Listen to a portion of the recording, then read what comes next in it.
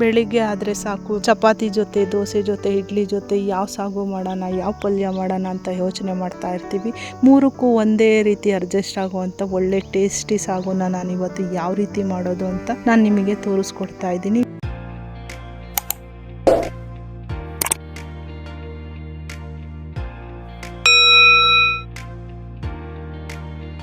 ಜಾರಲ್ಲಿ 4 ಲವಂಗ, ಅರ್ಧ ಇಂಚ್ ಚಕ್ಕೆ, 1 ಸ್ಪೂನು ಶುಂಠಿ ಬೆಳ್ಳುಳ್ಳಿ ಪೇಸ್ಟು, ಮೀಡಿಯಮ್ ಸೈಜ್ದು 2 ಈರುಳ್ಳಿ ಹೆಚ್ಕೊಂಡು ಹಾಕ್ಕೊಳ್ತಾ ಇದ್ದೀನಿ. ಮತ್ತು ಅರ್ಧ ಮುಟ್ಟಿ ಕೊತ್ತಂಬರಿ ಸೊಪ್ಪು ಹಾಕ್ಕೊಂಡು 2 ಸ್ಪೂನ್ ನೀರು ಹಾಕ್ಕೊಂಡು ಈಗ ಗ್ರೈಂಡ್ ಮಾಡ್ಕೊಳ್ತಾ ಇದ್ದೀನಿ.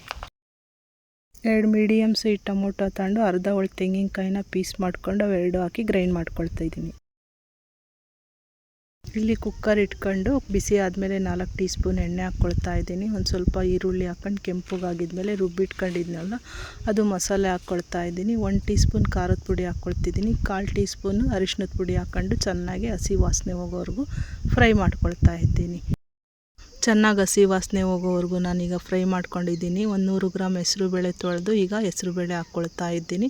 ಮತ್ತು 2 ಮೀಡಿಯಮ್ ಸೈಜ್ದು ನಾನು ಆಲೂಗೆಡ್ಡೆ ಹೆಚ್ಚಿಟ್ಕೊಂಡಿದ್ದೆ, ಈಗ ಅದನ್ನು ಹಾಕ್ಕೊಳ್ತಾ ಇದ್ದೀನಿ. ನಾನೊಂದು 3/4 ಟೀ ಸ್ಪೂನ್ ಅಷ್ಟು ಕಲ್ಲುಪ್ಪು ಹಾಕ್ಕೊಳ್ತಾ ಇದ್ದೀನಿ.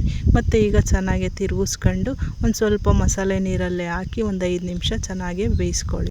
ಈ ರೀತಿ ರುಬ್ಬಿದ ಮೇಲೆ ನಾನು ತೆಂಗಿನಕಾಯಿ ಟೊಮೊಟೊ ಹಾಕಿರೋದು ಹಾಕ್ಕೊಳ್ತಾ ಇದ್ದೀನಿ. ಚೆನ್ನಾಗಿ ತಿರುಗಿಸ್ಬಿಟ್ಟು 1.5 ಲೋಟದಷ್ಟು ನೀರು ಹಾಕ್ಕೊಂಡ್ಬಿಟ್ಟು ಈಗ ಕುಕ್ಕರ್ದು ಲಿಡ್ ಮುಚ್ಚಿ 3 ಸೀಟಿ ಬರೋವರೆಗೂ ಕೂಗಿಸ್ಕೊಳ್ತಾ ಇದ್ದೀನಿ. 3 ಸೀಟಿ ಕೂಗಿಸ್ಕೊಂಡು ಈಗ ಏರ್ ಔಟ್ ಮಾಡಿ ನಾನು ನಿಮಗೆ ತೋರಿಸ್ತಾ ಇದ್ದೀನಿ. ನೋಡಿ, ಈ ಥರ ಬಂದಿದೆ. ಬೆಳಿಗ್ಗೆ ಹೊತ್ತು ಟಿಫನಿಗೆ ಜಲ್ದಿ ಮಾಡಬೇಕು ಅಂತಂದರೆ ಈ ಥರ ಮಾಡ್ಬೋದು. ದೊಡ್ಡವರಿಂದ ಚಿಕ್ಕವರವರೆಗೂ ತುಂಬ ಇಷ್ಟ ಆಗುತ್ತೆ. ಚಪಾತಿ ಜೊತೆ, ಪೂರಿ ಜೊತೆ, ದೋಸೆ ಜೊತೆ ತುಂಬ ಚೆನ್ನಾಗಿರುತ್ತೆ.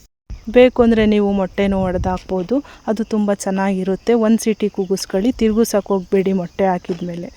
ಈ ರೆಸಿಪಿ ನಿಮಗೆ ಇಷ್ಟ ಆಗಿದೆ ಅಂತ ಭಾವಿಸ್ಕೊಳ್ತಾ ಇದ್ದೀನಿ. ಇದೇ ಥರ ರೆಸಿಪಿಗಳಿಗೆ ನೀವು ನಮ್ಮ ಚಾನಲ್ಗೆ ಸಬ್ಸ್ಕ್ರೈಬ್ ಆಗಿ, ಲೈಕ್ ಮಾಡಿ, ಶೇರ್ ಮಾಡಿ.